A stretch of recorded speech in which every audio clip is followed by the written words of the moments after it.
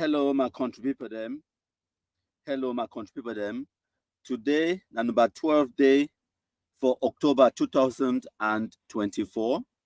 When I start today, I don't come today for bring una a live presentation on the reunification of the Cameroons, the French and the British Cameroons.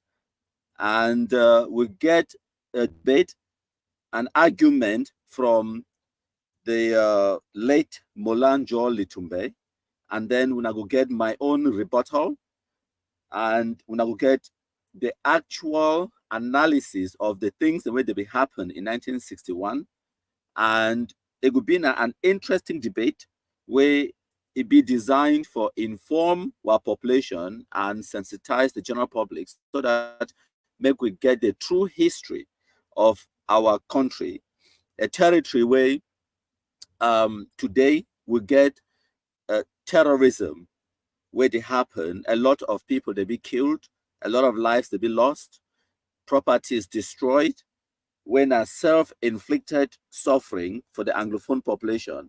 And now one of the reasons this way be important for we for bring these truths and this reality to the general population, my country them. I want to take this opportunity for apologize for all when I say I come about 20 minutes later than planned. Now, because say I be organized and arrange some things the way they happen in the background and some small technical difficulties where we get them as well. If when I go for our Facebook page, this same page where I the broadcast from, when I go see breaking news where I don't just post them for day, where now this ambassador terrorist, where call himself say general transporter for APLC, when now you take over from Bitacola, we don't kill him. Ukumkumai said this morning for whether na weti butu might get the actual information, the name of the town or the village where na mato butu, something like that, where we kill it this morning.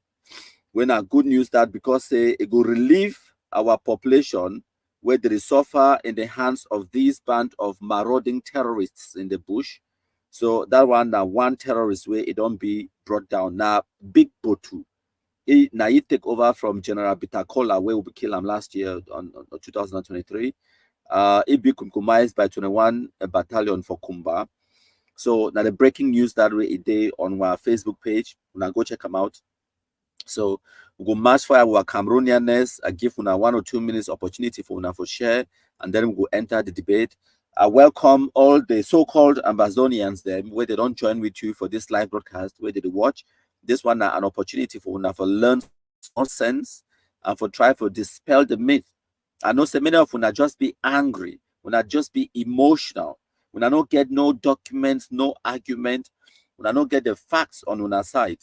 So make we educate una with the facts and the realities and proper analysis of the history of the people them of the former British Cameroons and our union with La République du Cameroun or French Cameroon, and how things that will actually happen, my country people them. Hail, hail, hail the Kumkumasa, we the Cameroonians, we pledge our loyalty.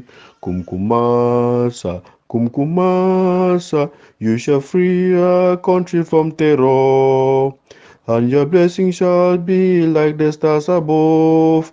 The Most High God shall be your guide.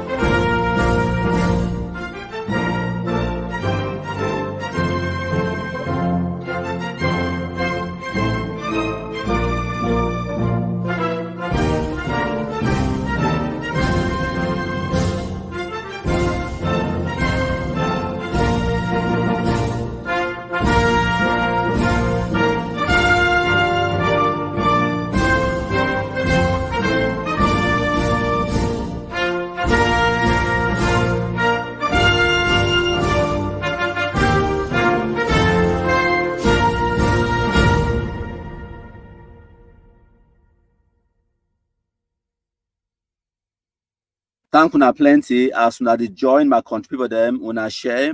We did live today when I Saturday number 10 day for October, number 12 day for October 2024. So ma just read one or two comments them. We'll get Samuel Manje, it talks a good morning, the king of all the black legs. And we'll get Mina Lifaka, it day here live. It say as you join, please share, share, share, share, share, and share. We'll get Alaji Mika. It's on a serious note, it a word from the economic capital of one and indivisible Cameroon. We get a very interesting live broadcast for Unama contribute them today. So as Una join, Una know the usual routine, Una share, make it go far and wide. Today we bring Una the reunification of the Cameroons with Mola Njoh Litumbe. And in order for we for give Una this contextual debate or an exchange of ideas, it would be very important for we for listen to the other side of the argument, the other side way. We may not necessarily believe or agree with the way they talk, but we also need for debate them so that we come to a consensus. So we could listen to which way Mola Njoh Litumbe get for talk, and I will give you a context as well. And then when I go see who's how way we agree, and then when I go also see who's how way we disagree, and I will give you my own analysis on why we disagree on the points the way we disagree. My contribute them. So make we listen to the first video where I don't queue them up my contributor. So now bear with me. Ma bring the video, ma load them up on the screen. Ma load the video up on the screen, ma contributor them. Una bear with me, I get some small okay. It there on the screen. So now that this video where it there on the screen, my computer be a little bit delayed at the moment. I don't know where to go on.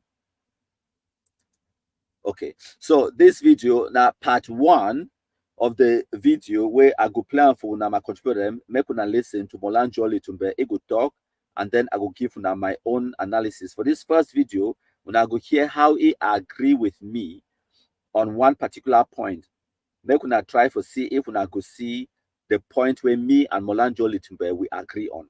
So now discussion this way, Mola Njoh Litumbe it beget around 2023, I mean 2013, 2014, with Christmas Ebini, where they be sit down and had a conversation. And Mola Njoh Litumbe been a power, it be very soft spoken. So if now one for hear which way they talk, you could need for turn down the volume or the noise level for where you day, increase the volume for your device where you use them for watch this live broadcast, or put headphones so that you could try to get the content and the details of which way Mola Njoh Litumbe talk, because it be very soft spoken.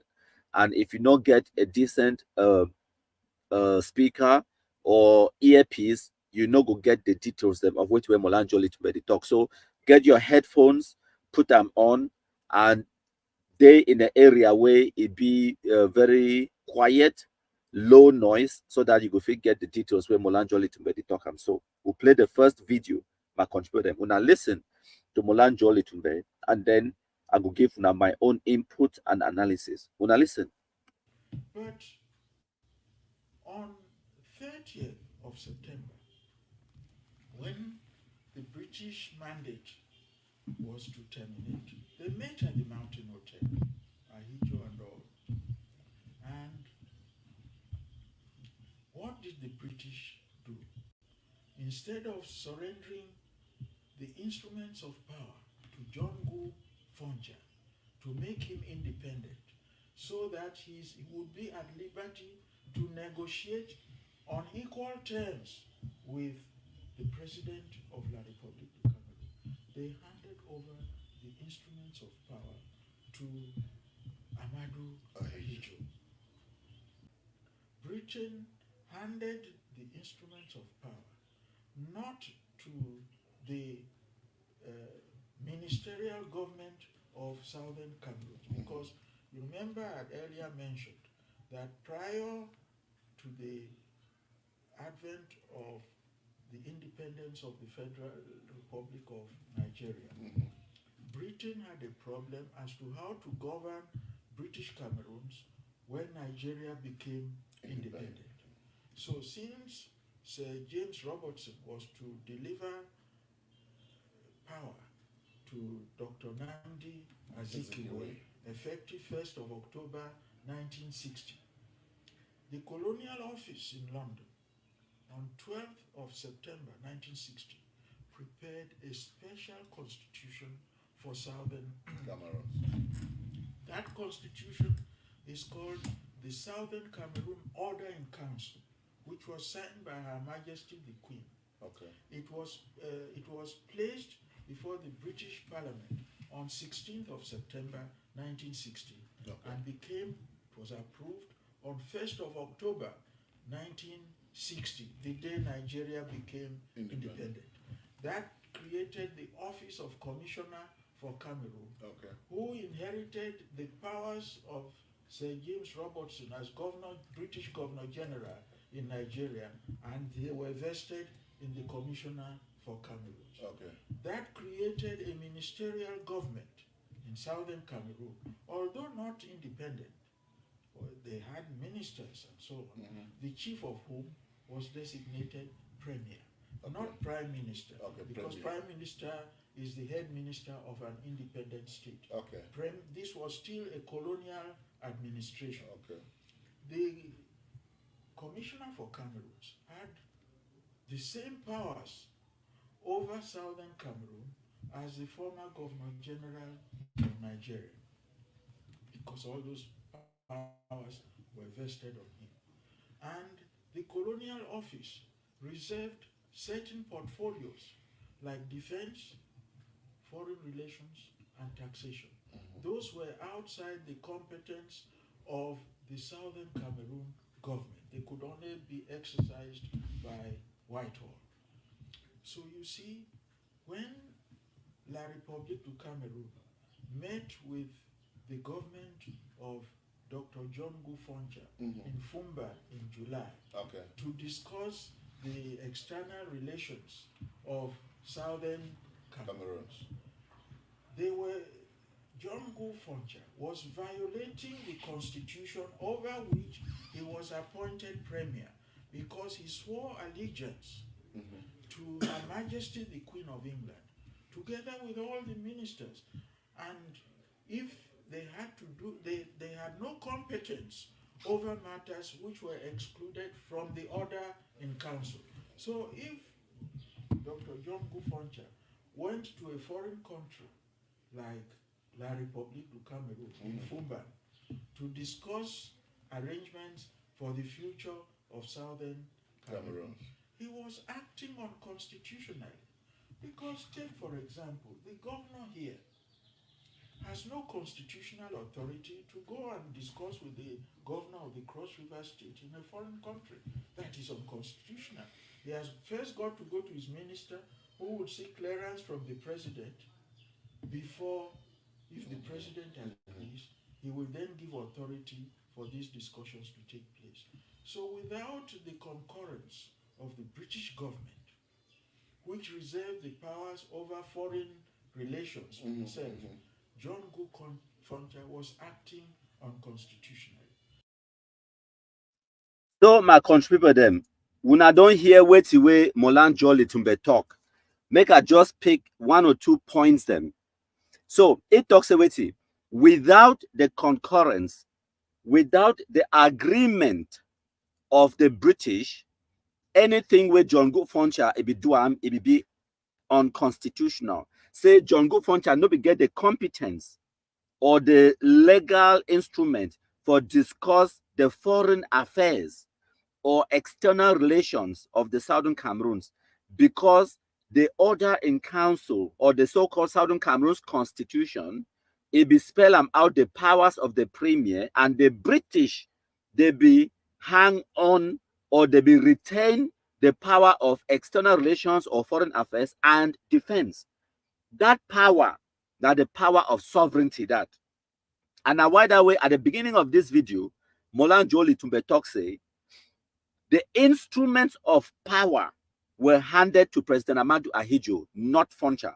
That instrument of power, now the instruments of power will give that territory the supreme authority for govern that territory. Now, what did they call them? Say sovereignty. So, Mola Njoh Litumbe, it get the reason why it bring this truth and this reality out. Because in one way, it challenged their whole argument. Because it claim, say, Amadou Ahidjo or say John Go Foncha, it no be get the competence, it no be get the powers for discuss the external relations or foreign affairs of Southern Cameroons. That power, it be lie now in the hands of the British. That power, they call them say sovereignty. And he then conclude and say that sovereignty for that territory, it be handed over to President Amadou Ahidjo. What document do we have to prove that? It is called the Exchange of Notes, the international agreement between the British government and President Amadou Ahidjo, two sovereign nations. Now, why that way?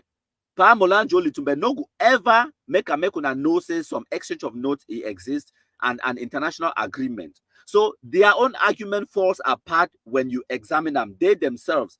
But the reason why it bring this point, say President Amadou Ahidjo or say John Go Foncha, it no be get the competence, it no be get the constitutional authority for discuss the foreign relations of the Southern Cameroons. Why they bring that argument? Now, because say ye own argument a lie on the fact that he want people then for believe say there was no union. Now he argument that say union no happen. He want for talk say whatever discussion with Foncha and Ahidjo they be get them, it no be constitutional and it no be legal because say John Go Foncha no be get the legal authority for discuss the foreign affairs of Southern Cameroons. Wait till you no tell una now who be get the powers for discuss the foreign affairs of Southern Cameroons. Now the British. Now the same British where they signed the exchange of notes with President Amadou Ahidjo for hand over that powers, the powers of foreign affairs and the military and defense. When they talk about defense, they talk about the military.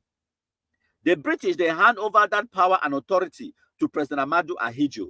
Now, why that will come 1st of October 1961, President Amadou Ahidjo will get the powers and the authority for march the army into the Southern Cameroons, control the defense of that territory, control the sovereignty of that territory, because that sovereignty it will be transferred to President Amadou Ahidjo by the British. So even though Mola Njoh Litumbe be right in saying that Foncha it no be get the authority for discuss the foreign affairs of the Southern Cameroons, but the British they be get that authority. And if the British they delegate some person for do something on their behalf, then it will be done. The Queen of England herself, enough she don't discuss one-on-one with President Amadou Ahidjo about the future of Southern Cameroons. No, the Queen of England, if it delegate ye emissary, ye representative, for example, the British ambassador for Yaoundé, now he be lead the delegation and all of those things for sign the exchange of notes because it represent the British government. The Queen herself no necessarily need for be there as long as your deputy or your emissary or your ambassador or your representative where you get the powers where the Queen it don't bestow those powers on you. And why that way some things that they would I need for understanding for Cameroon. Some things that they way the Cameroon High Commissioner for London fit do in the United Kingdom where the Prime Minister no fit do because the Cameroon High Commissioner for London it get which way they call them say letters of credence where it be presented to him by the head of state where it give you authority for discuss Camerooni sovereignty, for discuss Camerooni powers and for enter Cameroon into international agreements. But where the Prime Minister of the Republic no get those powers, even though you just been an ambassador or the High Commission for London or High Commissioner. So we need to understand how the international systems and diplomacy they work. Recently, I hear some people they talk about say why a minister for external relations, Lejeune Belambela, it be represent President Paul Biya for United Nations 79th session for General Assembly. Why no be na Prime Minister representing? Prime Minister get a role. Minister for external relations get a role. Minister for external relations get certain powers for enter Cameroon into international treaties where it go bind Cameroon. the whole country, nation of Cameroon, it will get responsibility for obey and respect that international treaty where Minister of Territorial, Minister of External Relations, they enter into because of the powers bestowed upon him by the appointment. Whereas the Prime Minister no get certain powers. If the Prime Minister want to represent Cameroon, it need to take special authorization from the President. Make una understand that. Yes, the Prime Minister will represent the head of state in international organizations if he even sign international treaties on behalf of the government, but he could need authorization from the head of state for do that. So when I understand there is a now wait this way, when I talk about sovereignty, the powers for enter into international agreements, the powers for defense, because when you make a law, you need for fit defend that law. You need an army, a military for protect the sovereignty of that state.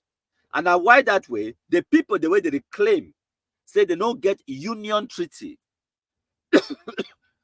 Those same people then, like Mola Njoh Litumbe, where they claim, say no union treaty, no day. Now the same Mola Njoh Litumbe this way, Eddie talk say, John Go Foncha, and no be get the powers for enter into international treaty with Ahijo. Now he talk him. He talk him, say the sovereignty, the powers, it be transferred to President Amadou Ahijo, not John Go Foncha. Now wait that way he talk.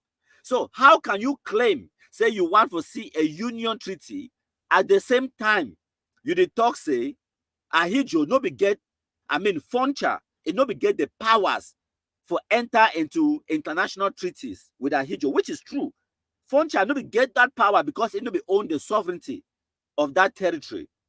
So now the British, where they behold the sovereignty of the territory, now then be get the powers for enter into an international agreement with the Republic of Cameroon, President Amadou Ahijo.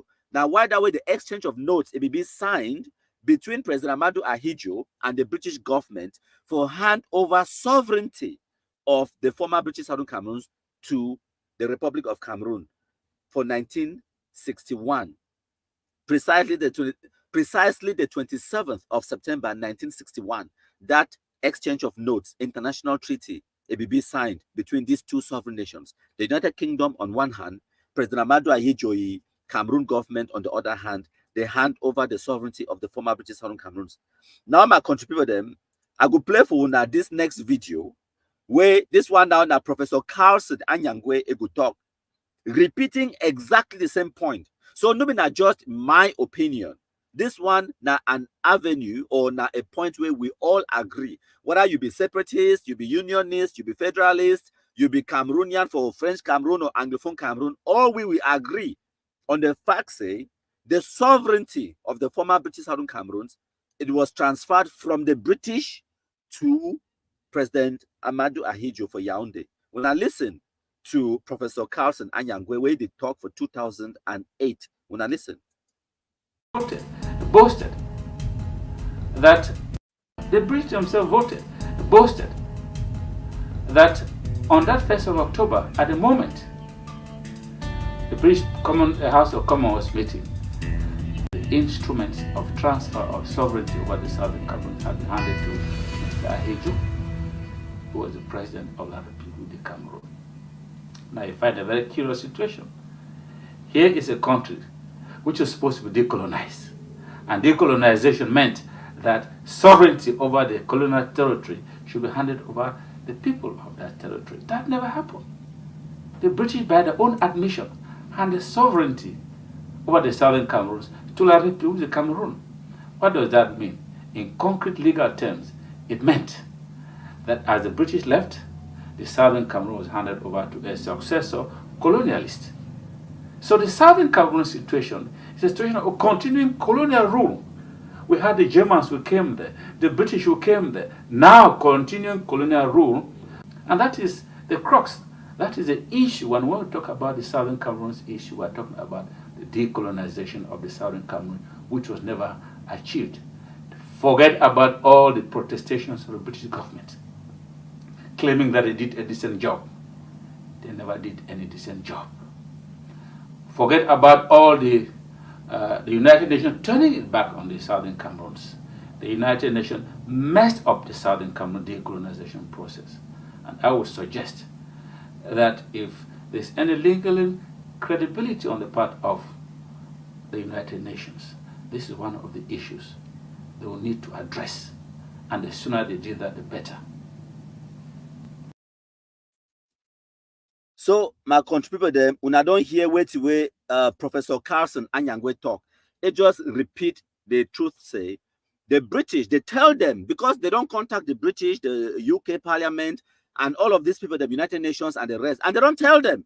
Say the sovereignty of that territory was transferred from the British to President Amadou Ahidjo. They don't tell them. And now when Professor Carson Anyangwe the talk say, the British, they brag in their parliament, they tell them in communiques, letters them. They don't tell them. Say the decolonization of that territory has been completed. And the British, they don't tell them, say they did their job. So now, according to Carson Anyangwe, the argument now say the British did not do a good job. Their argument now say the United Nations, it turned it back on the people of former Southern Cameroons. Now, here is the question. Why would they blame Francophone Cameroon? What has President Amadou Ahidjo got to do about this? When they declare them say, now the United Nations fail una, now the British they fail una. So why would I want blame Francophone Cameroon? So what is the remedy? What is the way forward? That is the question. The people then for former British Southern Cameroons now they be stuck because there is no remedy. You can never go back for go undo what will be happen for 1961. And now why that way every single person where they don't talk to, international experts, whether Rebecca Tinsley, Thibault Nagy, and every other person at the United Nations, from the Secretary General Kofi Annan, Ban Ki-moon, Antonio Guterres, all the previous ones, they don't go for the United States Congress. They don't talk to people for the EU, African Union. All them don't tell them. Say, the decolonization of the former British Southern Cameroons has been completed. What exists today, now one country with one sovereignty. So if we now want to get a voice inside that country, we now go form political party, challenge the central government in elections. That's all. Anything else where they want to do them now, it will be trying to separate Cameroon, where it will get legal ramifications in Nigeria. Go try to separate Nigeria as well. So the international community don't tell them unequivocally. Say you are just shooting blanks. You are making noise. No one on the international scene is going to listen to your argument. It doesn't hold water. It not ever work. So now they become frustrated. So now, how else you go want the United Nations to come enter for decolonize the former British Southern Cameroons when at the United Nations they tell when I say they don't already decolonize that territory? So who are you going to talk to? Who is going to listen to you? But for this live broadcast, when I will get more information, we will understand how we end up, what's way we end up with ambassador terrorism. Why people they continue for they tell all these lies them where they don't talk them all this while. My contribute them. So I will go now for go play the second video for Mola Njoh Litumbe. I go talk and then I go bring on my own analysis and explain other things my contribution. So when I bear with me, make I load the video and then I go when I bear with me, I also get small cough. So if me at the talk at the cough, when I bear with me, now I will try my best for deliver the information while I bring a phone. So now Mola Njoh Litumbe this for video number 2. When I listen, it could talk about the Fumban Constitutional Conference for 1961, and then I could bring my own rebuttal. When I listen, my contributor. This is exactly what Dr. John Gufoncha pretended, and the members of his delegation pretended to do in Fumban. Okay. In any event, the discussions were inconclusive. They were seeing the constitution, which Foncha had even not shown to his members of his delegation until they got to Fumban. I think it was Namason Bile who said we went to London for 3 weeks to draw up a constitution for Southern Cameroon. Now we are trying to discuss here a constitution for the Federal Republic of Cameroon incorporating 2 states. And we are here only for 3 days. Are Ahijo was annoyed because he had given the advance copy to Foncha. But in discussions with him, he said, "Oh boy, you see, if I am not there, you will be the president of a much bigger country. I will be president, you will be vice president." And Foncha believed him. It was a dirty trick. Ahijo went back to his parliament, convened it, Parliament of the Republic, and passed Law 24/61 in August of 1961, establishing what he termed the Federal Republic of Cameroon. La République du Cameroon went to Fumba as a sovereign state. Foncha came as a colonial dependency of Great Britain, which had no power to negotiate the future of southern Cameroon without the concurrence of the British government. So whatever they discussed in Fumba, in my opinion, is irrelevant. It was not between two people of equal capacity. So my country with them, when I don't hear what way Mola Njoh Litumbe talk and say, whatever they discussed in Fumban, it no be binding in your opinion, because they were not two people of equal capacity. So it talks say President Amadou Ahidjo became for Fumban as a head of state of a sovereign nation, while Jongo Foncha became as a premier of a colonized territory. But now the same people, then this way they can't talk about how they be supposed to create a federation of two equal status, or two states of equal status, or whatever nonsense. Equal in what way? You yourself, your own argument don't fall apart.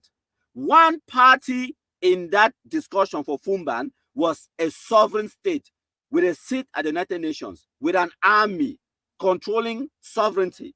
The other part was a colonized territory where the British, they be deem and say it not be viable for be independent on its own. So how when I go claim, say when I be one for get a federation of two states of equal status, when we not say for una own argument when I talk say one party, it not be get the competence, and it not become prepared, it be they not be get the sovereignty. So what equality were you talking about? We were never equal, because one party was clearly more superior. President Amadou Ahidjo was more superior. Even in the discussion, matter when I wait to maybe happen for Fumban Constitutional Conference, the people then for the former Southern Cameroons, they become with a delegation of about 50-something people. Whereas President Amadou Ahidjo, the delegation will become for Fumban, now them 12. I think them 12 or 15, if I'm not mistaken. And for this presentation, when I go hear Mola Njoh Litumbe, it will expand on that. It will explain some of the shortcomings where it be happen for that Fumban Constitutional Conference. President Amadou Ahidjo, for your delegation, he be get advisors, specialists in constitutional law. People, the way he begged them, they come up from France. White people, Europeans, they can advise you for that conference, how to build a country. Whereas Jongo Foncha, for your own side, he no be even agree for show the constitution, because before President Amadou Ahidjo one come for Fumban Constitutional Conference, he be don't draft a constitution. He present that constitution to the British. He present a copy to to Jongo Foncha. Amadou Ahidjo came there prepared to do business. But the people then for the former British Southern Cameroons, they become for day with nothing. So if President Amadou Ahidjo become there with a draft constitution, who said the draft constitution where the people then for Southern Cameroons, they be bring them? No, they come them empty hand. 50-something of them, they come empty hand and empty head. So who do you blame for that? You know, if you blame President Amadou Ahidjo, even Mola Njoh Litumbe, they talking for years, say, President Amadou Ahidjo was annoyed. He be angry because before anyone come for Fumban, for can discuss the constitution, he don't give them the constitution for Foncha. He tell Jongo Foncha, say, go and discuss this constitution. Go and look at it with your own party, with your own side for Southern Cameroons. So that when we meet up for Fumban, we could don't already examine this constitution. Jongo Foncha take that constitution and hide them from your own delegation because of their own infighting inside Southern Cameroons. Who do you blame? Who do you blame? You go blame Amadou Ahidjo for Jongo Foncha hiding the constitution? Who do you blame? You go blame the British? You go blame the Americans? You go blame the United Nations? Say Jongo Foncha take the constitution and hide them from your own delegation, from Ndele, because of their infighting where they happen for Southern Cameroon. You go blame a different person? No. We don't blame some different person for the ineptitude, the incompetence, the stupidity, and the infighting of our own forefathers. Now them, they lead we to Wusawe we did today. Because of their own infighting. That is the crux of the matter. The Anglophone problem, now infighting amongst Anglophones. It don't get nothing to do with Francophone. It don't get nothing to do with President Amadou Ahidjo. And throughout the course of this presentation, I go point them out to una point by point. Mola Njoh Litumbe self, it go help me for make some of those points them. When I go here, as Mola Njoh Litumbe talk, who saw the constitution where Southern Cameroons be bring up for Fumban? It no exist. So now, Mola Njoh Litumbe talks today, so President Amadou Ahidjo, it be trick the people then for Southern Cameroons. They feel trick you if you not be stupid. They feel trick you if you not be divided. Ma tell you something. Politics now politics. Politics now game of interest. Wait till where Mola Njoh Litumbe talk where it say na trick. Now just say the people then for the other side, President Amadou Ahidjo's side, they be more prepared.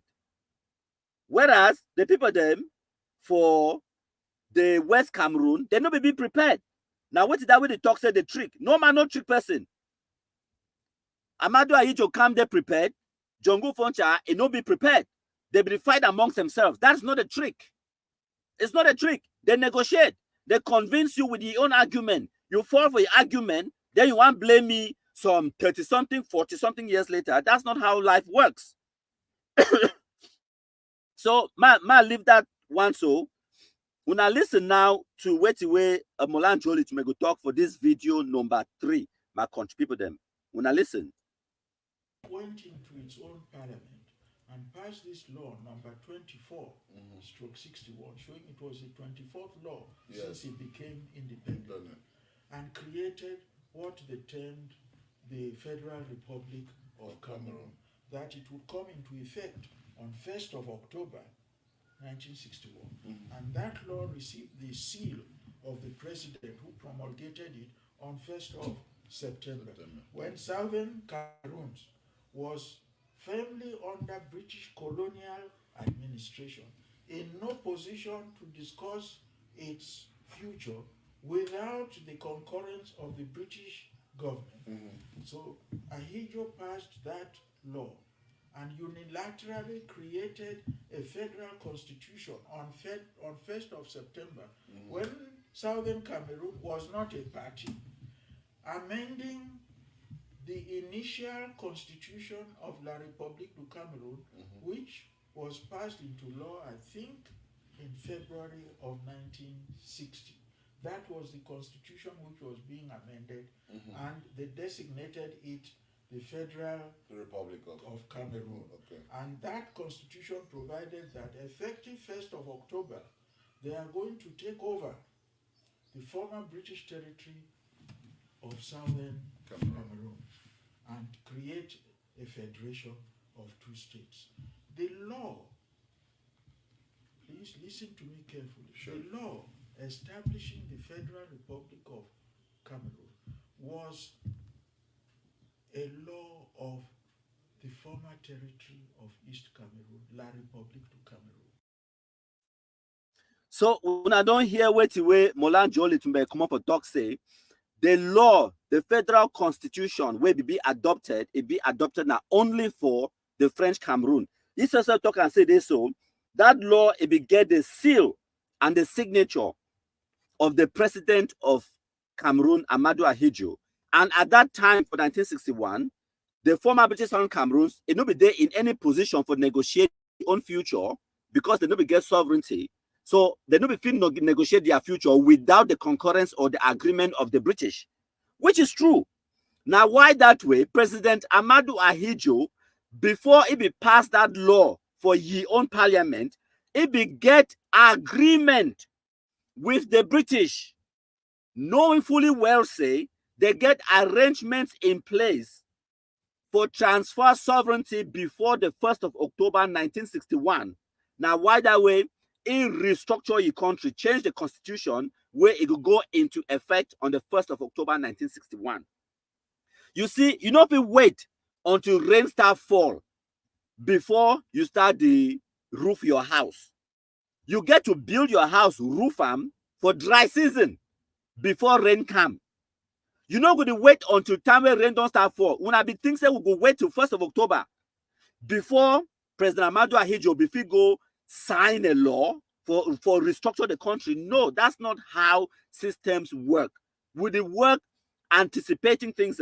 So President Ahmadu Ahidjo all along he be there in discussion with John Go Foncha and the British Ordering Council, the commissioner will be based in Boya, and the British ambassador for Yaoundé. All along, all these discussions and arrangements and agreements were taking place.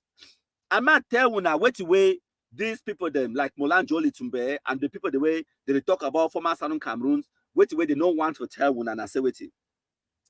3 very important things that happened on the 1st of October 1961. 3 very important things that happened.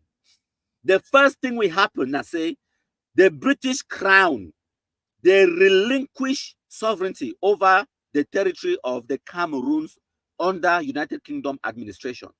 On the 1st of October, they relinquish sovereignty over that territory called Southern Cameroons. They lose that territory. They lose control. They lose power over that territory. Now, who's the power go? The power it be transferred to President Ahmadu Ahidjo on that 1st of October 1961.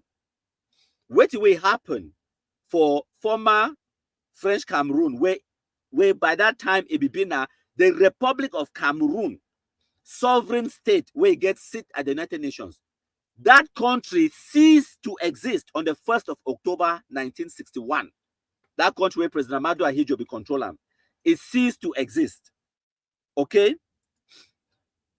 It become East Cameroon, when a federated state within one country called the Federal Republic of Cameroon.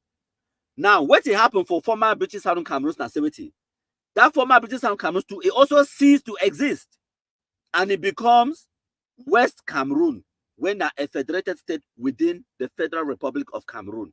Now, the Republic of Cameroon, where it became a sovereign nation with a seat at the United Nations, it be get a constitution when at the laws of the land. That constitution, it be debated in their parliament. It be passed in their parliament and it be signed into law by President Ahidjo for their country because they're a sovereign nation. In order for change anything in that country, they begin to go back for that their law and constitution for change. They no fit change that country without revisiting the constitution. So President Ahmadu Ahidjo be need for convene the parliament back, propose to them, say, now wait, this will be at the discuss on the international level with the British and with the territory known as Southern Cameroons for happen on the 1st of October 1961. It need the permission of the people of the Republic of Cameroon for agree before it could change the form of state from a unitary state to a federation. It need the people their permission. Now, why that way? It take that constitution amendment to ye people through the people, their representatives in the parliament. Say, make una debate on this law. If una agree on the law, una pass them, una vote on the law, I go sign them, and then it will take effect on the 1st of October 1961. That is how law is done. An individual, Ahidjo himself, could not change the name of the country, could not change the form of state of the country, and could not attach a foreign land to that territory without the authorization of the people of that country. So now, why that way? It take the proposals to the parliament, they debate them, and they pass them into law. That law, it be bind the people them of the former French Cameroon to that federation. Now that law, that constitutional amendment for French Cameroon, that's what happened. Remember, say, the people them of Southern Cameroons, they be vote for plebiscite for 11th of February 1961 for join French Cameroon. But people them for French Cameroon, they don't be vote for join the Southern Cameroons. The only time where they be agree and they vote for join that territory, now through that constitutional amendment, where the President Amadou Ahidjo, it be convene his own parliament and they vote. And that agreement now, that vote, it bind all people them for the French Cameroon or Republic of Cameroon at that time. Now, so they do am. And make una also understand, say, I tell una to say, the people, British, they lose power, they lose sovereignty over the former Southern Cameroons by that action of exchange of notes. Where it means, say, for British Parliament, for London, whenever when I hear Mola Njoh Litumbe talk say Whitehall, I then for UK, no, I then for London. I know these things. Whitehall is a place that I've even worked there. When it talks about Whitehall, it talk now the seat of government in the United Kingdom. So the people then for the United Kingdom, they will also convene their parliament at the seat of power in Whitehall, in the British Parliament. And they vote and agree they will relinquish authority for the Southern Cameroons. Make una understand these things. These things are written in law. No mean that I say they want me tell me say I be think say no. These agreements are international documents that are debated by intellectuals. They agree on proposals and resolutions, and the bill is passed into law and are signed into law. These things are written down. No mean that your feelings. No mean that I say. No mean that some person be talk say, some person be argue say, some person be debate and say, it be that some person in your opinion. No, these things are written down. So for British Parliament, there be debate for them. Now, why that way Mola Njoh Litumbe tell una say the order in council, the so-called British or the Constitution for Southern Cameroon. Now remember that document where this quack Ashu Emmanuel, so Barrister Ashu Emmanuel be the wave and for una face the talk say British Cameroons they had a constitution, That constitution was debated in London. Now the British Parliament pass them into law. Now British law, no be Southern Cameroon's law. Now for Britain they debate them and they pass them into law because the power for rule that country be held in London. So now, when they relinquish power, when they give up that power, they transfer the power to President Amadou Ahidjo, it be happen to now for London. They debate them now for Parliament for London. They agree, say, make we give this territory back to Amadou Ahidjo. It happened for London, no be now for Buya. Because Foncha no be get no powers. Make we understand these things. Our people have never had the sovereign power. Sovereignty and the supreme authority. Don't be supreme. It means that the Queen of England it get more power than Foncha, which means Foncha no be get the supreme authority. That authority comes from London. So we not get the supreme authority. We not get the sovereignty. The Queen of England is literally known as the sovereign over its dominion, the British Empire.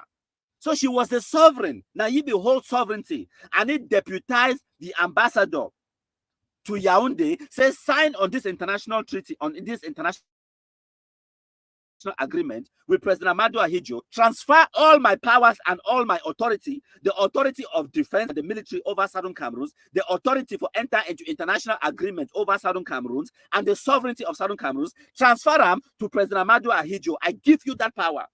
And His Excellency Cecil King, being the British ambassador to Cameroon in 1961, is signed on the exchange of notes, transferring that power and sovereignty to President Amadou Ahidjo. That was done.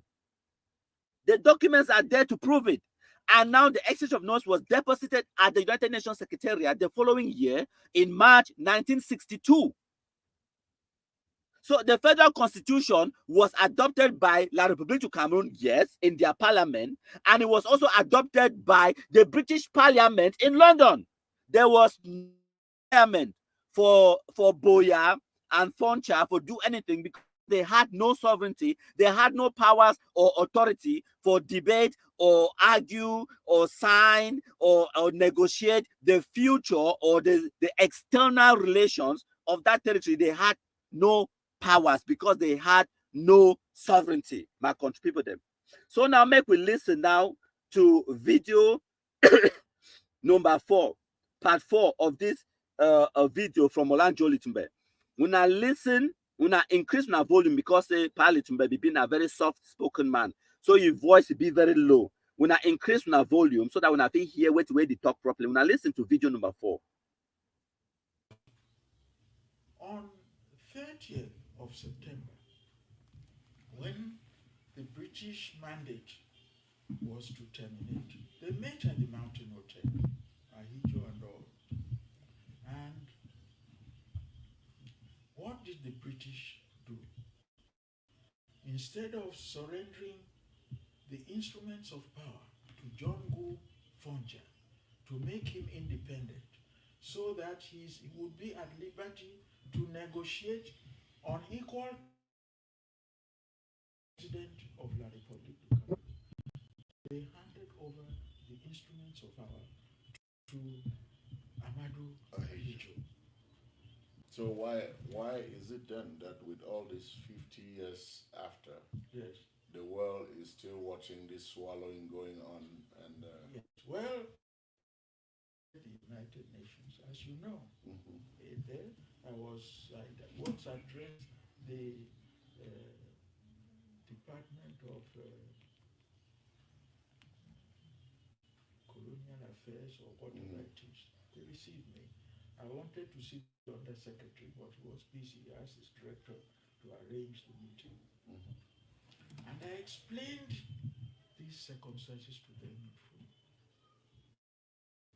When the director came, we met subsequently. And he said, oh boy, I agree with you. But we are international civil servants. We cannot take sides. no. And the opinion is that there is complete peace and tranquility in Cameroon.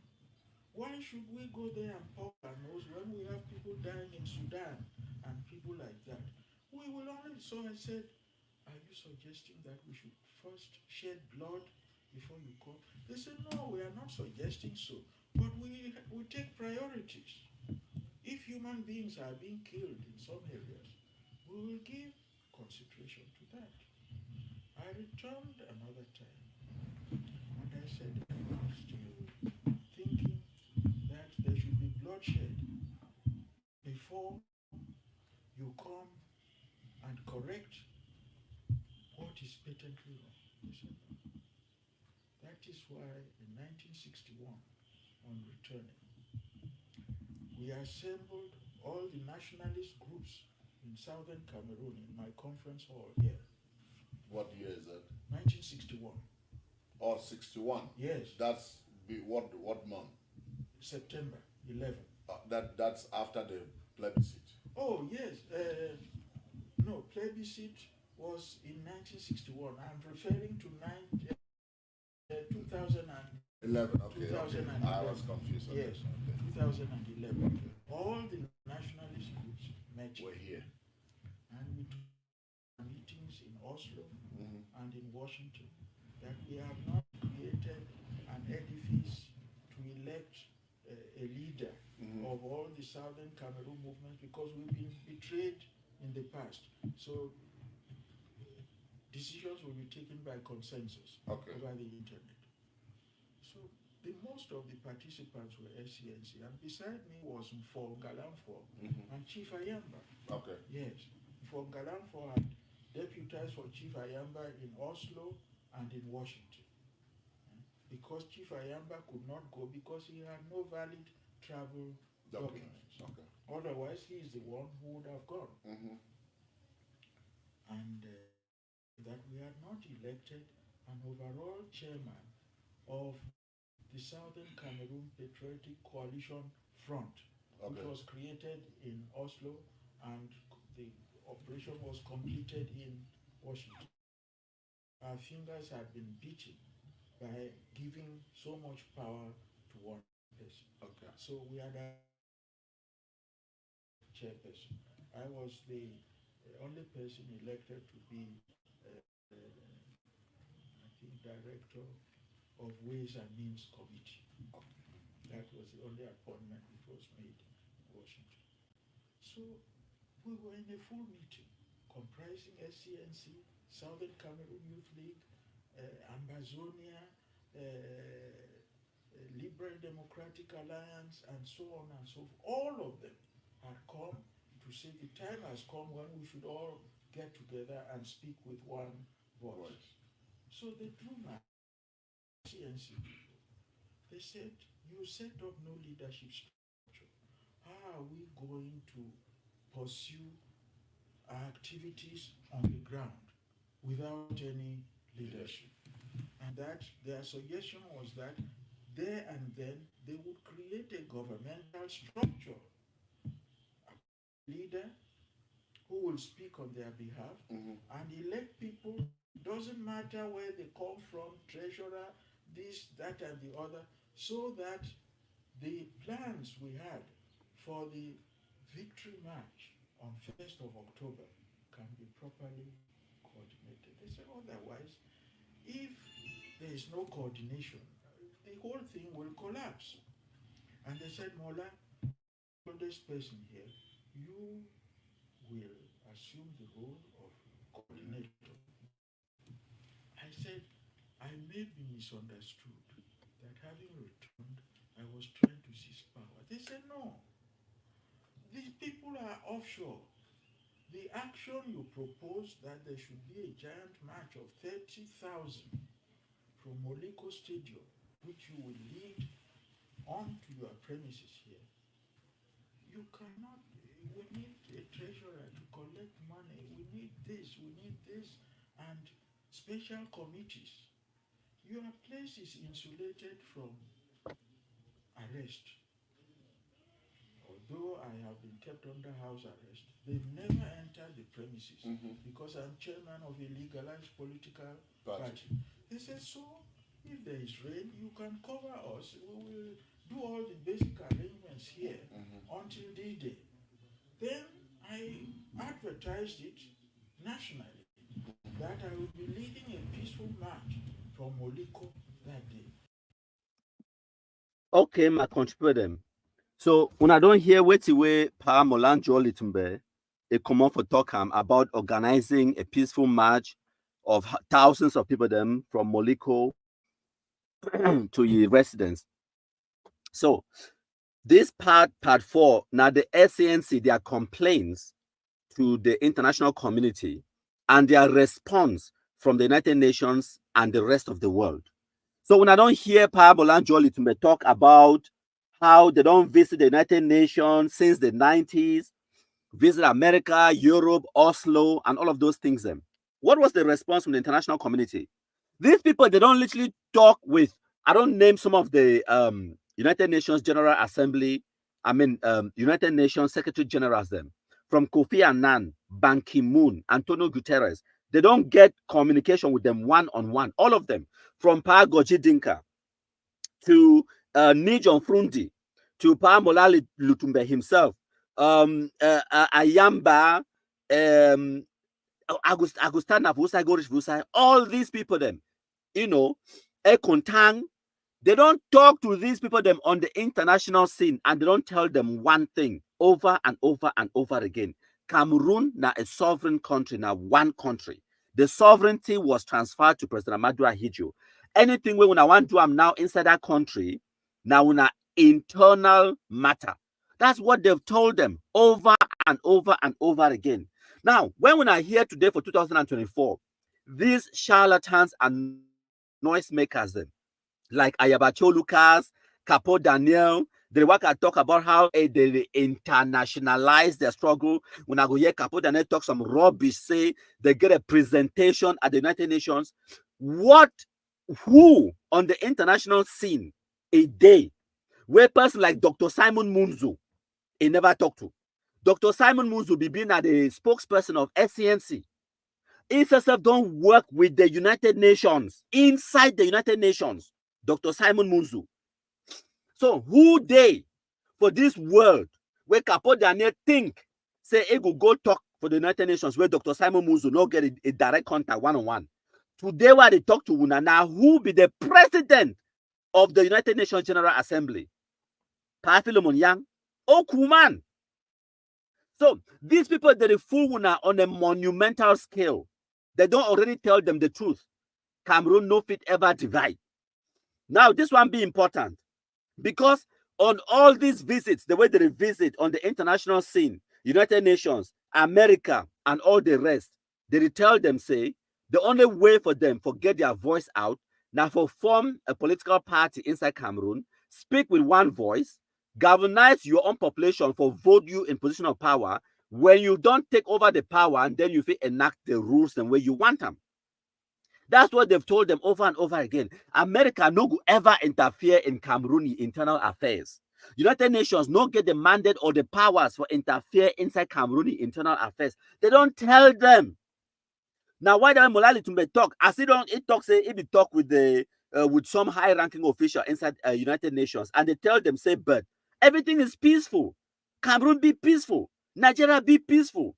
This agitation where when I bring them now, they talk about Resolution 1608, 1961, and all of those things. Them you want make United Nations go poke in nose in a sovereign country internal problems for instigate infighting and some nonsense where it no first even exists. Everyone in Cameroon is peaceful. They know. We don't see the fight. We don't see the agitation. So Naiwe Mola Njoh Litumbe ask, he say, so una the wait bloodshed inside Cameroon before una intervene, because the people there for United Nations, they tell them, say, look, right now we get serious situation where they happen for Sudan, we get Congo, we get Sierra Leone, we get more important things than for focus on. So why should we waste time on Cameroon when Cameroon is peaceful? So make una understand who's where this notion of we have to shed blood, where it comes from. It comes from the frustration of Anglophones. People them like Mola Njoh Litumbe, Professor Carlson Anyangwe, all these people them for SCNC, Ekontang, Akwanga, Ayamba, Ayabacho Lucas them. Their failure for so-called internationalizing the struggle with international diplomacy. Wherever they go, whether not for Europe, America, United Nations, African Union, they tell them the same thing.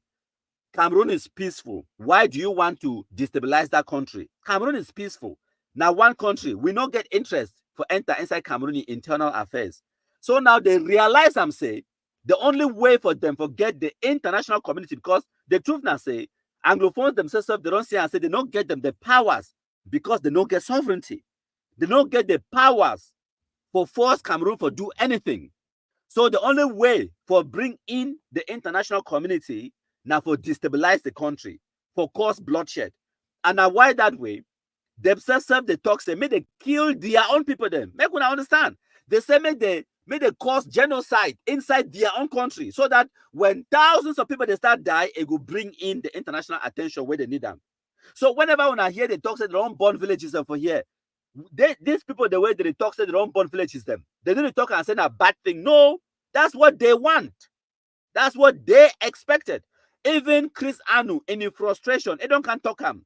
Say they need devastation. Say how una go expect the international community to come in when there is no devastation? It tell una say they need devastation. They need people to die, they need commotion, they need villages and for be burned, they need this and that. All this, when they see people that they die, all this all random killings them. Now that thing it will bring international community. That's where this notion of we have to shed blood comes from. And now why that way for the early days of 2017, 2018, when these amber terrorists, they be kill people them, like Madame Ayafo Florence, when they be attack people like me. When we want complain, they tell we openly say, we have to shed blood to gain our independence. Because they don't go everywhere, United Nations, African Union, EU, they don't go everywhere. They tell them, say, no, Cameroon be peaceful. We don't interfere in Cameroon internal matters. Besides, we have more important things to focus on. We have Sudan, we have Congo, Sierra Leone, and other wars the way they go on, Kosovo, and the rest. So make matters for them. At that time, where they want to start 2016, 17, where there's Mazuna terrorism, they believe say now. So now the international community it go focus attention on them. Bad luck, it can't follow them. Say as they start the nonsense for 2017, so by 2019 we'll get coronavirus, COVID-19. So the COVID-19 will happen, it take international attention, it go. By the time the coronavirus it want to pass, Russia it attack Ukraine. So now the international attention is shift to Ukraine and Russia, their war.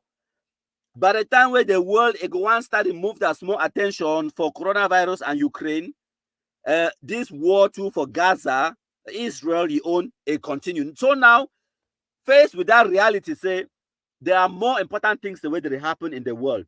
And not to mention, say South Sudan, it is still happen. The war, it don't go now from Sudan situation now to South Sudan. So now the world it get a bunch of more important things to focus on. Now why that way they become even more and more increasingly frustrated. Now why that way Ayabacho be resort to publicly executing people and all these random killings them for force the international community for pay attention into Cameroon. And now why that way they start to kill people them, they record them on video and then and then they broadcast them and then they claim responsibility. And now why that way Ayabacho now they don't arrest you for crimes against humanity. That's why the frustration. So the whole world it don't tell them say Cameroon now one and indivisible country. And the only way for them for address these issues the way they complain about now for form political parties inside Cameroon as one country and then contest. If you win the election, fine. You will change the laws of the country. If you no win, then you continue for the live under the rules the way they enforce. So that is the reality. They don't tell them. And that's where the issue of we have to shed blood, that's where it comes from their own frustration. And one of other things where Mola Njoh Litumbe talk now say, even within them inside the SCNC, say they had their fingers beaten before by giving too much power to one person. So they fight for power amongst themselves. So these Anglophones them in the 1990s, they come together, they form the SCNC, Southern Cameroons National Congress. And inside that SCNC, they fight for power amongst themselves. Now, don't believe me, when I listen to this next video, this one a very brilliant question where Christmas Ebini pose them to Mola Njoh Litumbe. When I listen to Mola Njoh Litumbe, he responds about the infighting where it happened within the Southern Cameroonians, SCNC, West Cameroon, when I want to call them, when these Anglophones them. When I listen to the infighting where themselves said they could confess of, no be me. When I listen. Was at fault because they participated in the passing of the resolution 1514, which stipulated that all colonial and trust territories should be granted unconditional independence. Britain did not give us unconditional independence.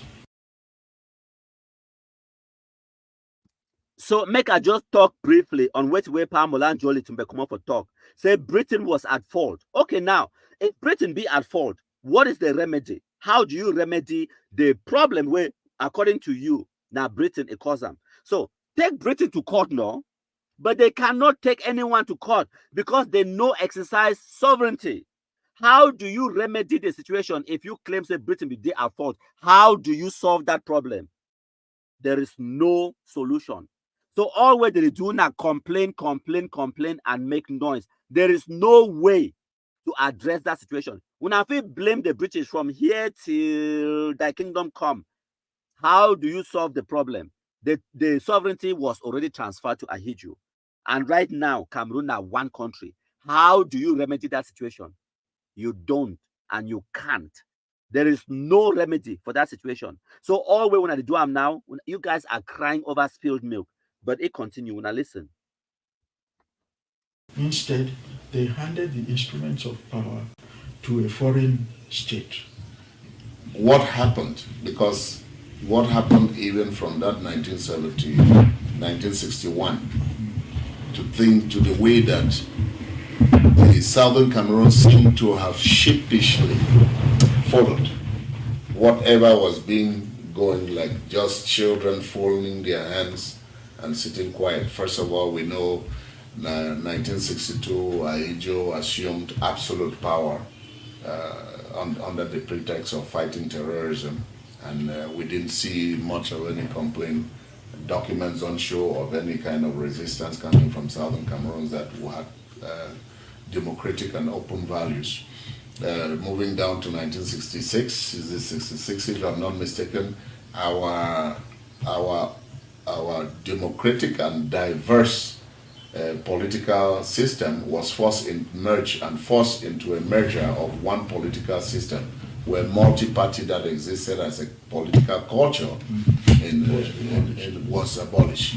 And that gave total power to one person as a president. That led to even the manipulation still of 1972 that we have seen again still happening today, even worse with 1984 occurring, and many other things that you've mentioned here.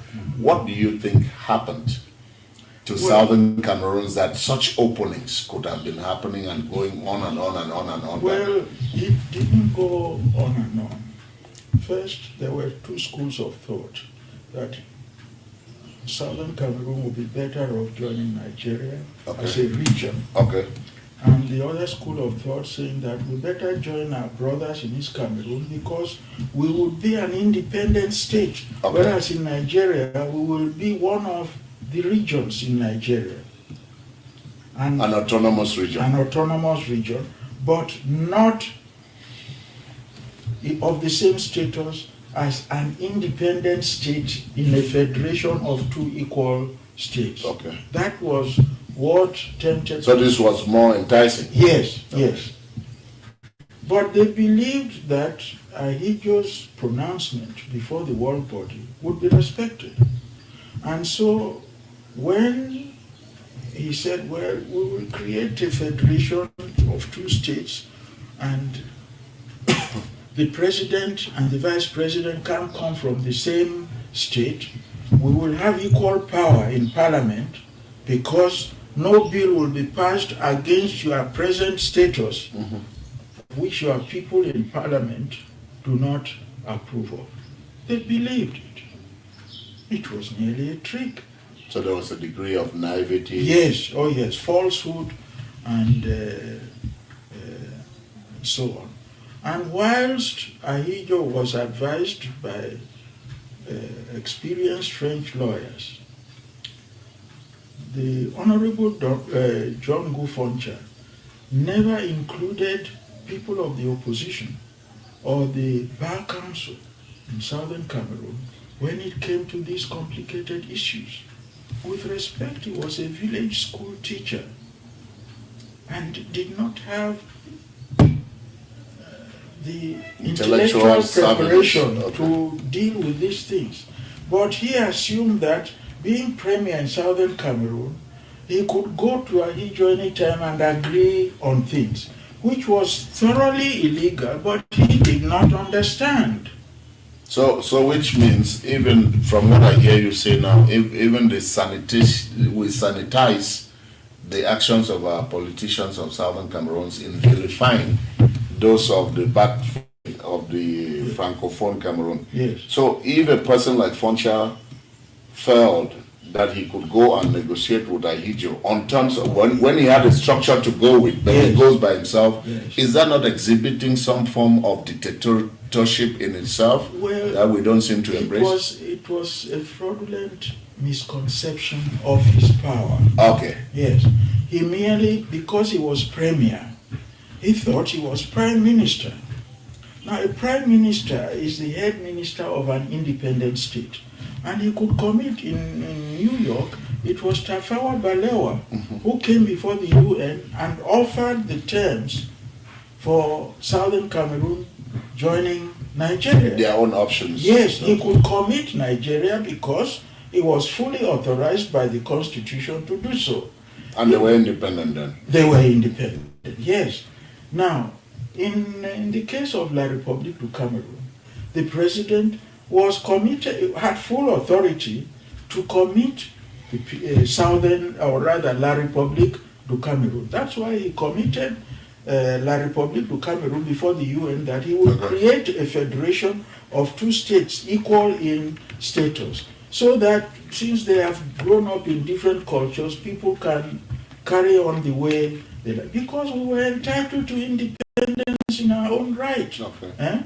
Now, having tricked them into this so-called federation with apparent provisions for protection there, he did a terrible thing by ignoring the constitution when he had completely taken over the defense organs of southern Cameroons. The police force was a federal subject, so he had taken over the police force.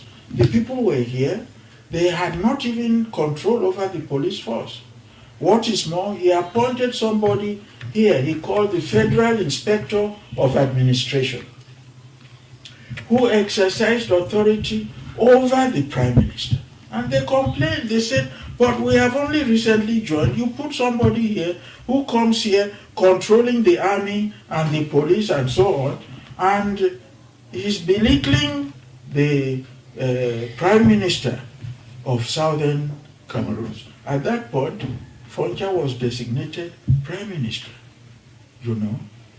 because in the Constitution of 1961, it refers to Southern Cameroon as a state in the Federation, equal in status to the state of East Cameroon. Okay, my contributor them. So I hope say when I don't get way to way parallel to me talk it talk about equal in status, and another thing that I go always ask these people them, equal in what way? Will not be equal population size, economy, where people they not be get sovereignty, will not be get army, will be get police. And I might tell you, it talk about say President Amadou Ahidjo be march army into former Southern Cameroons. Yes, that was his right. Now the British they be get the authority over defense of that territory. And before the British the one leave, they gave that right and that power to President Amadou Ahidjo. And another thing we want to need to understand and say, at that time, for 1961, President Amadou Ahidjo able to fight a secessionist war, a terrorism war against the Maquisarden. And when I remember UPC and all that fight will be start even before French Cameroon gained independence. And those people, they will hide inside the Anglophone zone and in the Bamileke lands in West region. Why will they be carry out attacks in Douala and other parts of them inside the whole territory?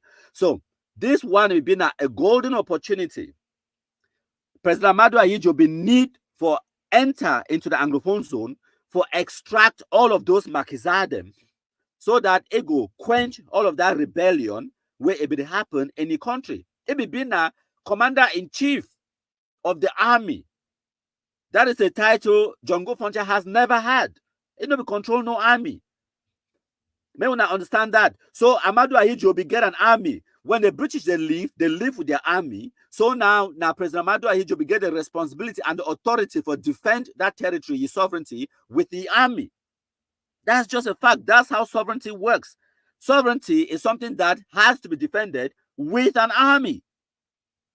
Okay? So now, it talks on things say, it say, President Amadou Ahidjo, be advised. Now, Mola Njoh Litumbe, it say President Amadou Ahidjo, be advised by French lawyers. Why way, Django Foncha, it no be even accept the advice from the Southern Cameroon Bar Association. Who do you blame for that?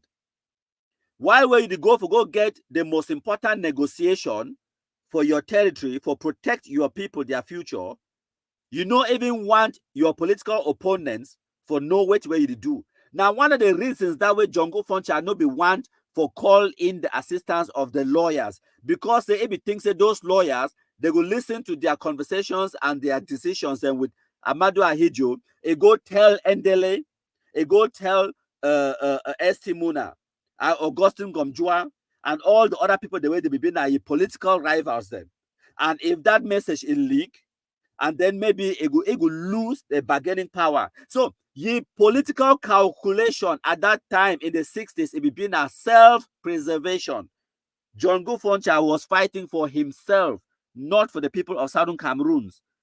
Because he fight, he be against Endele and the political opponents. He fight, it no be for the people for Southern Cameroons. His fight was for himself and against Endele. Make we understand and make we understand and accept these truths and this reality. My contributor, if we don't accept this reality, we don't go ever move on.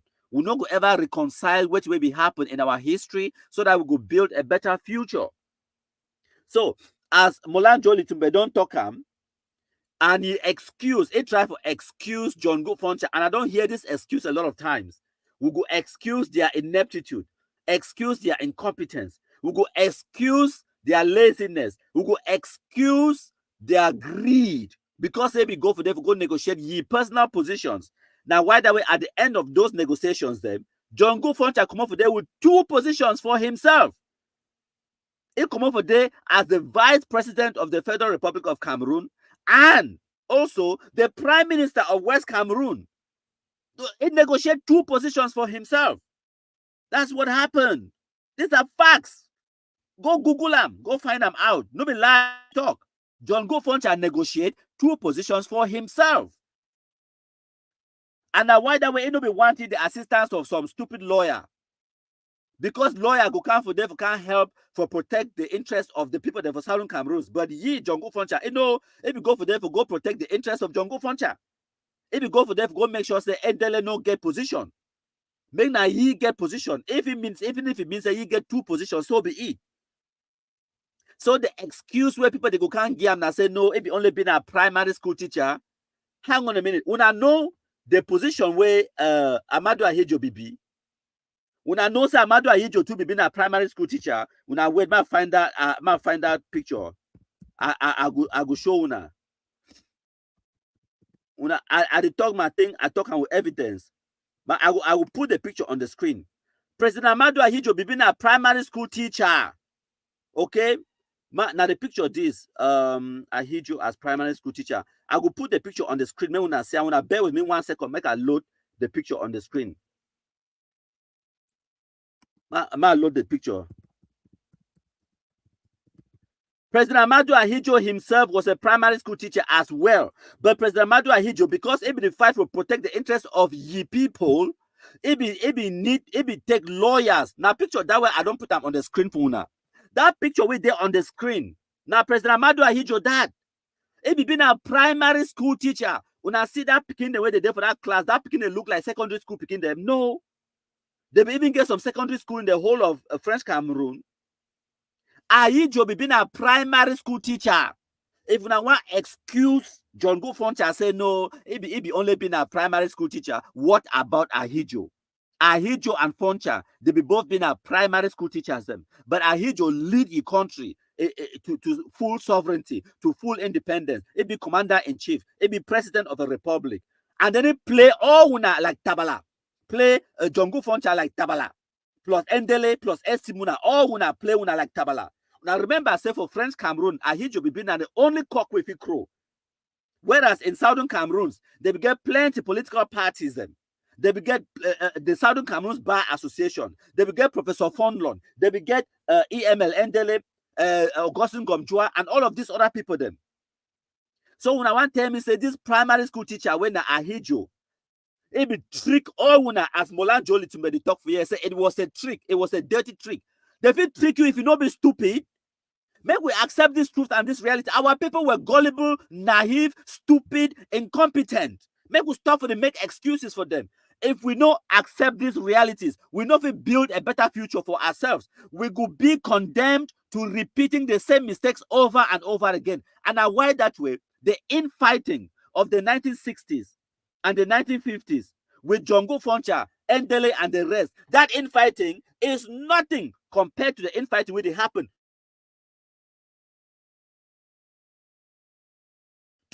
Look at these people, the way they don't carry chaka from Kradai guns today. They say they want to fight on behalf of Anglophone Cameroonians. Look at what they've done.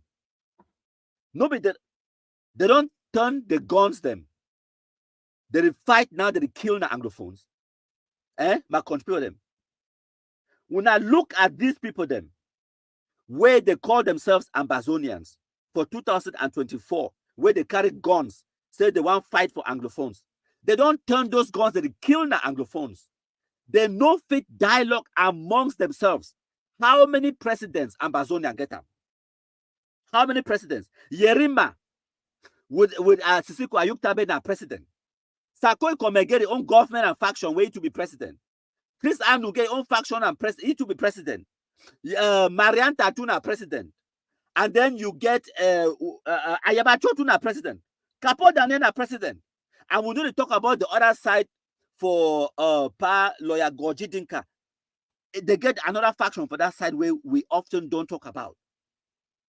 So the division, the incompetence of our forefathers in the 60s is nothing compared to the incompetence, the infighting, the disunity where we get them today for 2024, where it means that we don't instead go backwards.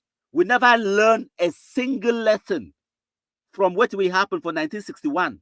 Not a single lesson has been learned. So how can we make progress if we fail to accept truth and reality? How are we then going to correct the mistakes of the past? It means that we are condemned to continue repeating the same mistakes over and over and over again. We are condemned.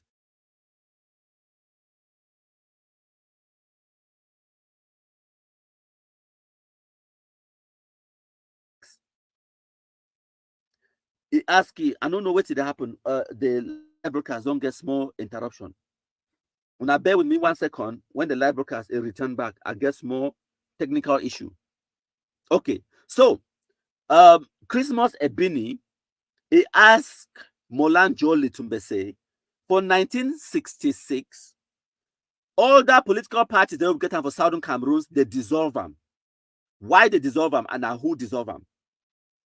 When I remember, I said they began KNTP of Foncha, KNC, Cameroon National Congress, CPNC for Ndele, EML, Ndele when at Cameroon People's National Convention, KPP, Cameroon People's Party. All these political parties then for Southern Cameroons by 1966. Now, these people then from Southern Cameroons, West Cameroon, themselves, now them dissolve their own political parties themselves. They dissolve their own political parties for go join one Cameroon political party under President Amadou Ahidjo. No man, no hold gun for their head. They did that on their own volition. Why? Infighting. They do it because of their infighting. The infighting was so bad for the level where nothing could happen in West Cameroon. Nothing could happen. They were just fighting for position, backstabbing, gossiping, looking for ways to bring each other down to the level where President Amadou Ahidjo, it tell them, say, no, we get now one country. Make we dissolve all that, because now the political parties, them plenty political parties, they want to get them. Now here they make them, when they fight amongst themselves. Make we now all dissolve our political party, can make we form one big party so that make all we will share power. Other smaller parties that like KPP, CPNC, and KNC, they run, go join President Amadou Ahidjo. And because they join President Amadou Ahidjo, they become stronger for fight KNDP. So when KNDP see I'm now say, it no go cope. Now why that way you to surrender, it go join that one party for President Amadou Ahidjo. And as they join that one party for President Amadou Ahidjo, they give them top big positions them in the executive committee of that one party. And that's the positions they wanted. That's what they wanted. Because they lose sight of the collective good of their people, and they focus on their individual ambitions them. They look at what way could benefit them right now and not what way could benefit the majority of Anglophones them. And that is the Anglophone problem. It's not President Amadou Ahidjo. It is not the Francophones. The problem of Anglophones is Anglophone infighting and disunity. My country people then. So when I listen to this next video now, Mola Njoh Litumbe go talk when I listen.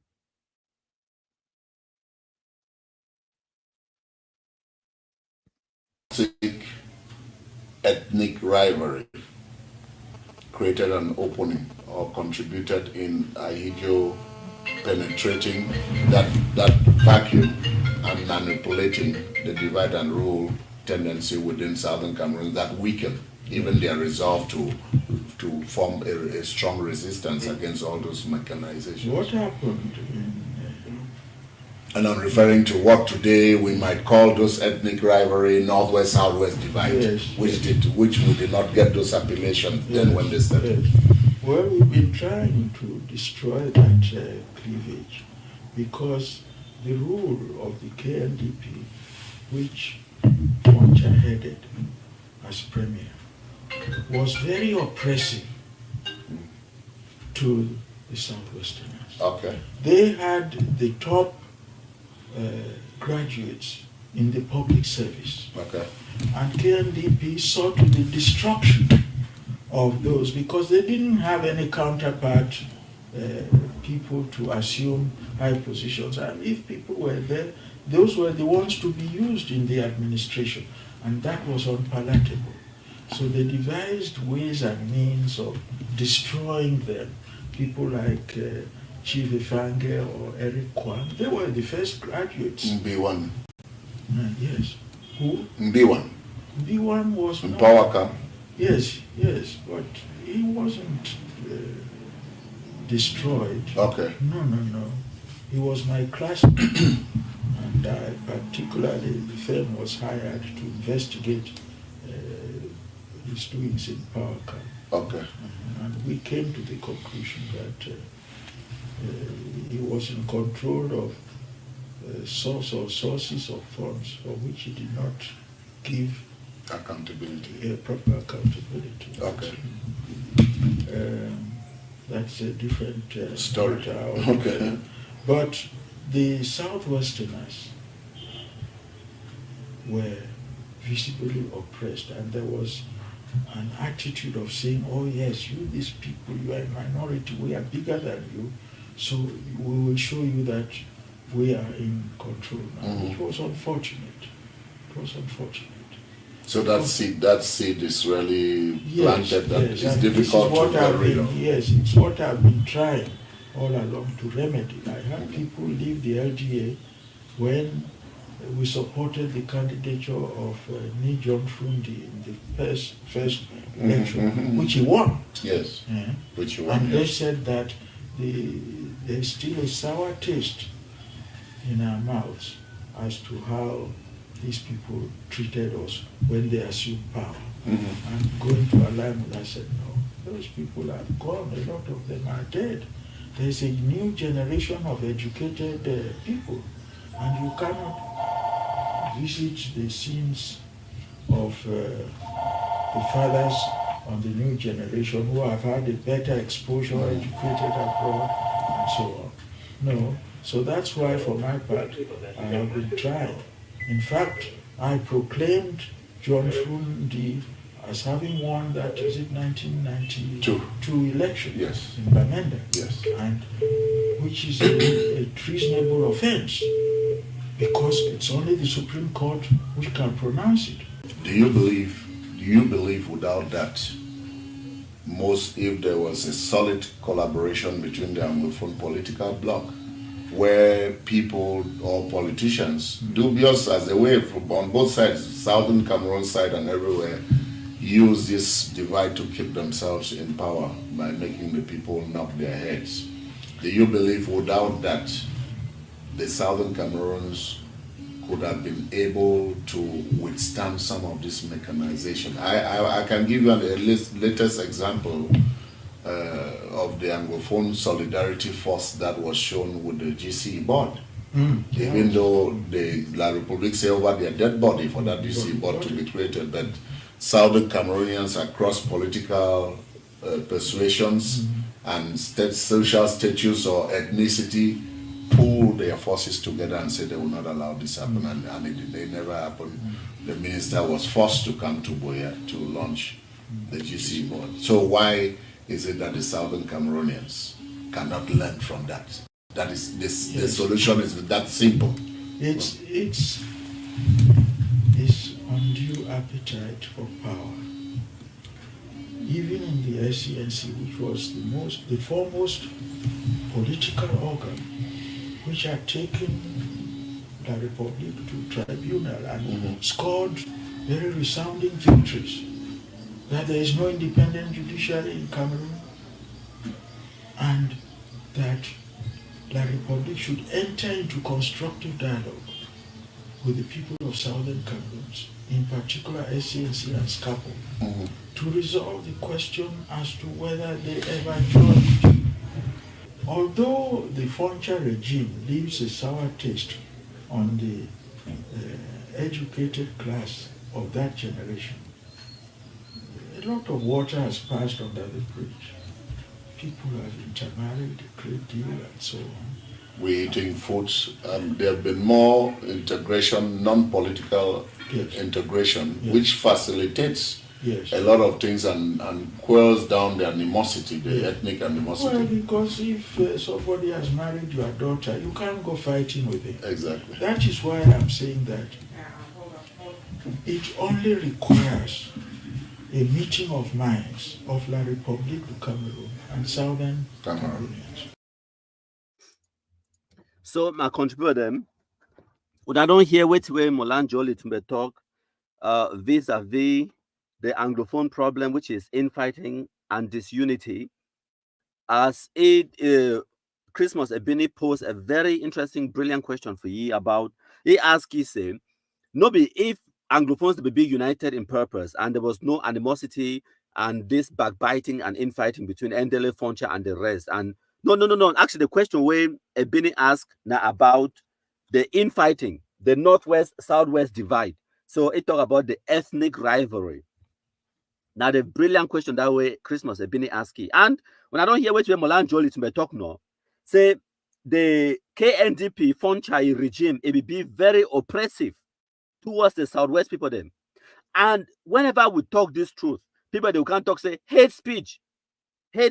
No, this is not just truth, not just the truth. The truth now say the KNDP, that way they be there in position of power. Okay, make una look at just the federation inside Cameroon. And one of the reasons this way the federation will be cancelled. It not be get anything for do with what way Francophone Cameroon be want. But it get everything for do with what way we for Anglophone, the West Cameroonians, they be want. Because Foncha, it be being the leader for the West Cameroon for all of these 11 years of federation, 1961 to 1972. Jongo Foncha, I don't tell when I say the two top biggest positions during that federation. All of those two positions be occupied by people from the Northwest in every single instance, every minute and every second of the federation for 11 years. The two biggest positions where it be occupied now, the Vice President of the Federal Republic or the Prime Minister of West Cameroon. For the first, I think, 5 or 6 years, Jongo Foncha be occupied both of those positions then by himself. He won. And then after that, the positions they be shift between Augustine Gomjua, ST Muna, where both of them are also Northwesterners. So faced with these realities, when we talk, when I talk, say we want create divide, not just the fact, not just the truth. And when I think say Southwesterners, they be that stupid and naive for no know where to go on. Now, why there were no political union, no go ever happen for Cameroon, where you go put together, you go force together Southwesterners and Northwesterners. Right in the 1960s, Southwesterners be created, which they call and say Vikuma Alliance, where they call and say Victoria Kumbambanfe Alliance, Vikuma. Go research them. The whole point of Vikuma, it be been for fight against the marginalization of Southwesterners by Northwesterners. Go look at Vikuma, VIKUMA, the Victoria Kumbambanfe Alliance, where Southwesterners they come together for fight against the marginalization from the Northwest people. So when I think say we will ever go back to two-state federation, never. When I think say we will ever go to independence where we go join Anglophones and Francophones together for form one country, it no go ever happen because Southwesterners no go ever agree. They don't already experience that marginalization and they no go ever go back to it again. Yes, we don't intermarry. Yes, We don't share certain cultures and all those things. But make it remaining as the Southwest man who manage your resources, CDC, Pamol, what do they call them? Limbe, Deep Sea Port, Sonara. Southwest man will manage your resources inside your own area without the input of Northwest man. If when I come with that kind of arrangement, Southwest people they go agree. But for talk say, make some man come up for Batibo, or for Com, or for Nsotland, or for Mbambaland, Boy Yakum. Make come up for day. Can't go manage Sonara, CDC, Fondian, or Limbe, Deep Sea Port. When are they crazy? It not go ever happen. Southwest people they go ever agree, man. Tell una they no stupid that way when I think say they be. Una Batibo people them. Mezam. When I'm sort people them, when I think say Southwest people they door for that kind of level, it not go ever happen. So when I hear now Mola Njoh Litumbe that they talk about the oppressive regime under KNDP John Go Foncha. These are just facts. So now make we move on to the next video. When I listen, my country people them. So what, Mola, what is the way forward? Where is the way forward? Because 1990, a lot of work was done to reawaken the Anglophone consciousness or the Southern Cameroon consciousness. And it seems the direction where that has taken us now is to the level now that I can say to international ridicule, given the type of action and the quality of talks and whatever that comes out of the structure that we have in place today called SCNC, to the point where the people who are at the helm of NCNC internationally, who you don't even feel that vision or that patriotism, nationalistic tendencies in them, but you see, you can easily accuse them of being planted to disorient the focus of the struggle. It became business for political asylum, paper for many people abroad, and even people who have been here, like you. Now, if you were here and then you went back home, you went to America and you wanted papers and you go to one of these boys who have not seen anything about the struggle, they will ask you money. Yes. They'll ask you money. Yes. It has happened to many of members that I know here, and that has destroyed really the image and made even international bodies not to take us seriously. How are we going to, I know that every struggle might have such a face, but it's for us to accept that there's that problem, which is very significant, which tries to even erase a good argument that we have for a good case. How is that? How are you, especially you here at home, and how are you going to rescue that situation? People have come to see me to give them attestations and so on. I said, I am still here. Have you been kept under house arrest, arrested without a warrant and so on, as many times as I have been? But I am still here. And you want these papers just to go away. I cannot, in good conscience, sign you that. I say, I've never done it, and I never will. I say, things are bad now, but if all of us leave, what is going to happen? I don't approve of what they are doing in Bamenda, nor the infighting between Chief Ayamba and Fongalamfo. Traditionally, because of the experiences of the KNDP government, it has been traditional that the leadership of the SCNC comes from the southern zone, from the World Corps. Are you with me? Yes, sir.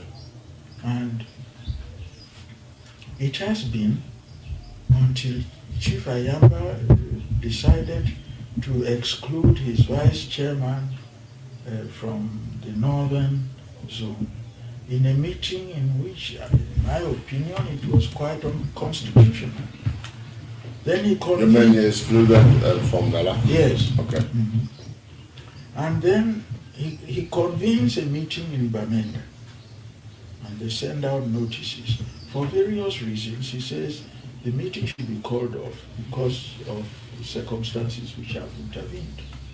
The people get to Bamenda, informed for as vice chairman, rides the high horse, and proceeds to dismiss Ayamba.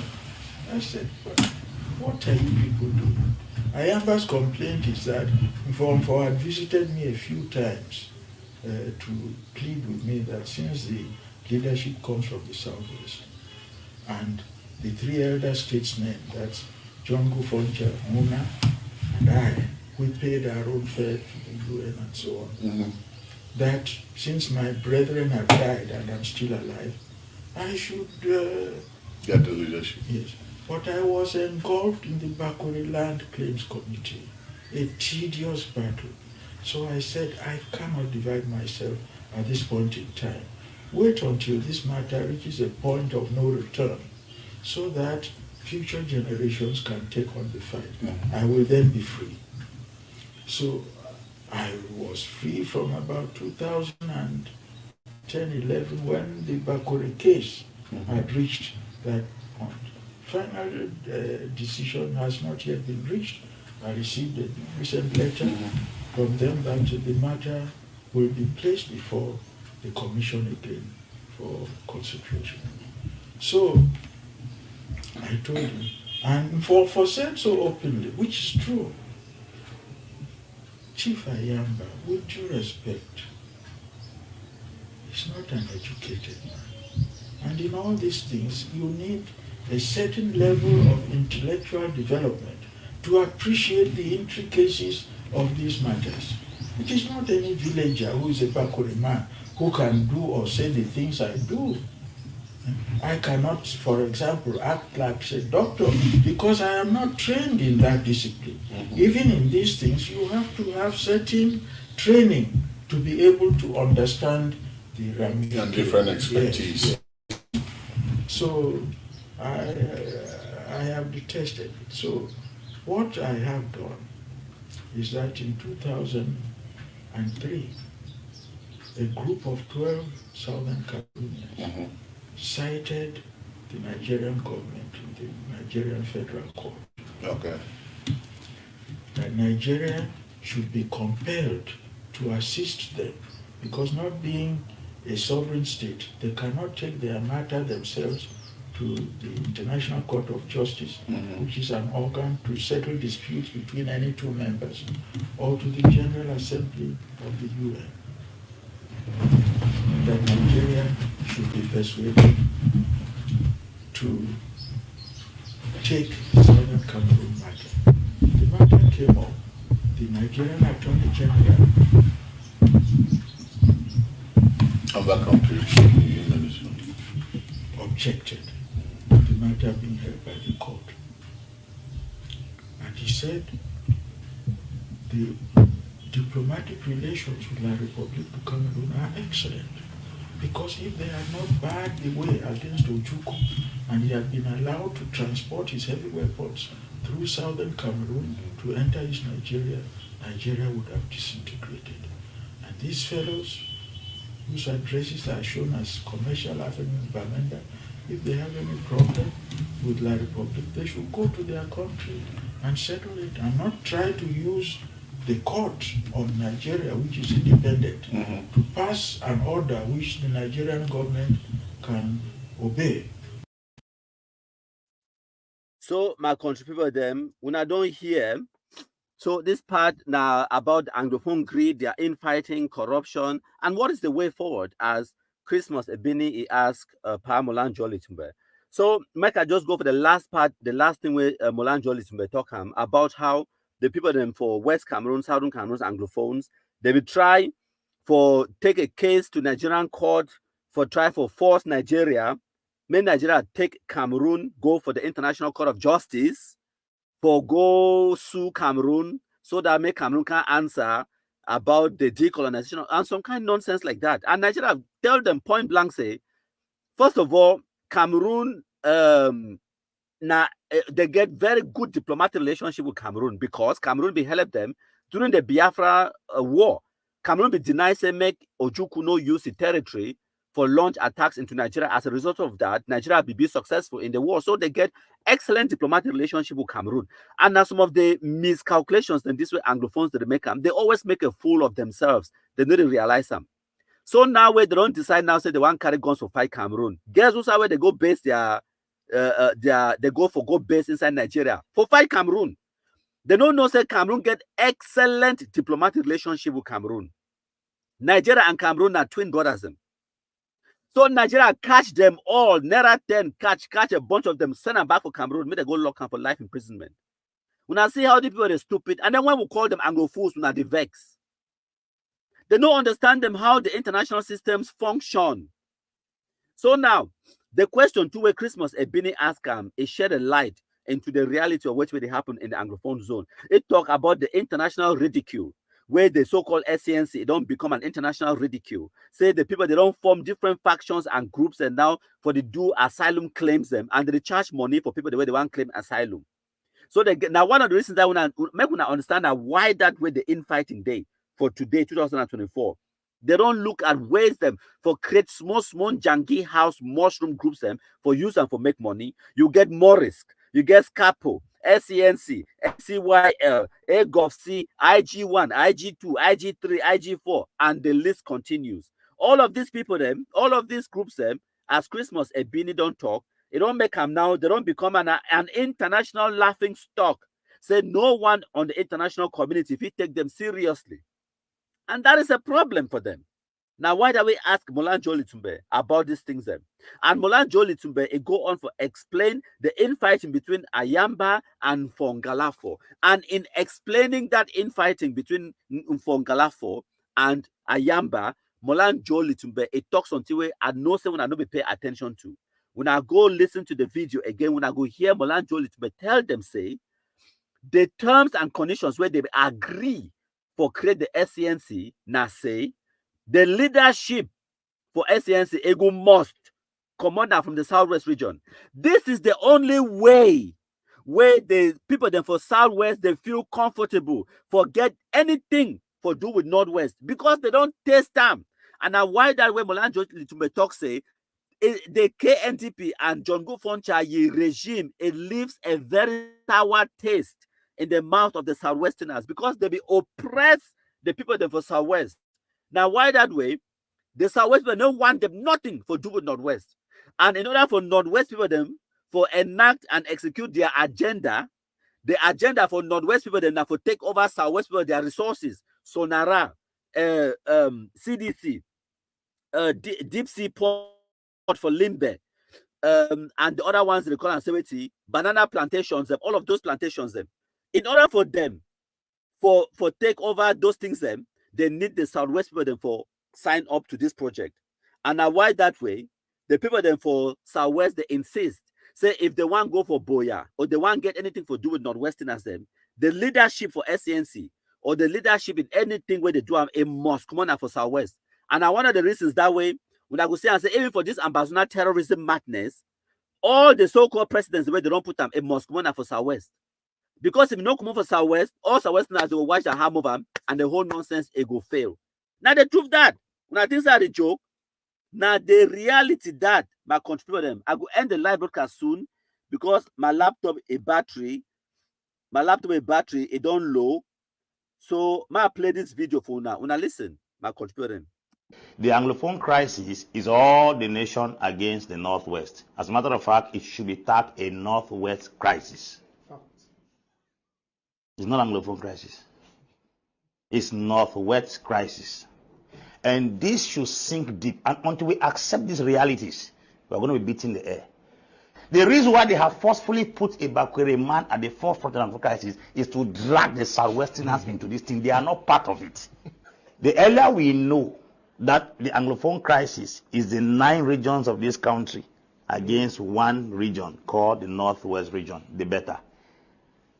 As the days are going by, subsequently we will change the name from the Anglophone crisis to the Northwest crisis.